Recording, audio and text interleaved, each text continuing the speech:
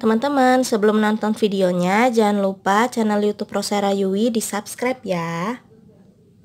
Terus kalian tekan tombol loncengnya, supaya kalian dapat pemberitahuan setiap kali aku upload video baru. Dan ini gratis ya, jangan lupa di subscribe. Teman-teman, balik lagi di channel YouTube Rosera.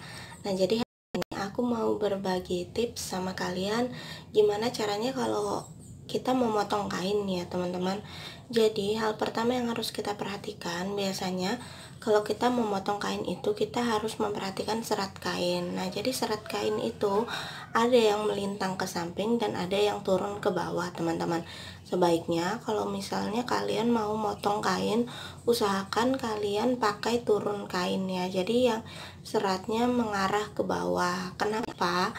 Jadi kalau serat itu mengarah ke bawah, jadi pakaian itu saat kita pakai bisa jatuhnya bagus ya teman-teman.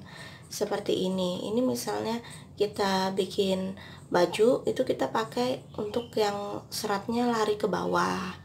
Nah itu kenapa, jadi dia selain jatuhnya lebih bagus, jadi pas dia ke samping ini, kalau misal kita potong kan dia ke bawah baru badannya ke samping. Nah badannya itu masih ada kemungkinan dia lebih agak melar gitu ya teman-teman, jadi dia bisa seperti melebar. Soalnya kalau misalnya yang dia lebar ke samping itu kainnya masih agak bisa, kadang-kadang itu dia agak lebih melar. Tapi untuk kalau yang serat turun ke bawah itu dia sama sekali nggak akan bisa melar ya teman-teman ya, kecuali kalau misalnya kainnya jenis karet atau apapun itu ya. Jadi usahakan kalau misal kita pakai kain, kita seratnya yang turun. Nah jadi kita gimana cara membedakan serat yang turun sama yang naik? Ini kan teman-teman, ini biasa kan pinggirannya kain, ini yang di pinggirannya itu loh. Nah ini yang di pinggiran kain, jadi ini kalau turun ke bawah ini berarti ini turun kain, kalau ke samping sana berarti serat kain ya.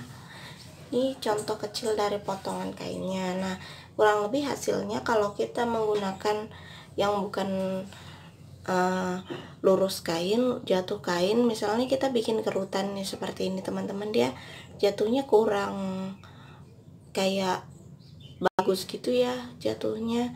Nah beda dengan kalau kita pakai yang dari jatuh kain. Kalau dari jatuh kain ini, kalau misal kita bikin kerutan, dia hasilnya lebih cantik seperti ini teman-teman. Jadi kita kalau misalnya biasa motong, kita harus perhatikan serat kainnya dulu ya. Jadi seperti ini kan dia pakai jatuh kain, jadi kalau kita bikin kerutan dia juga lebih bagus dibanding kalau kita memakai ke samping kain itu ya. Dia seperti ini, jatuhnya kurang bagus.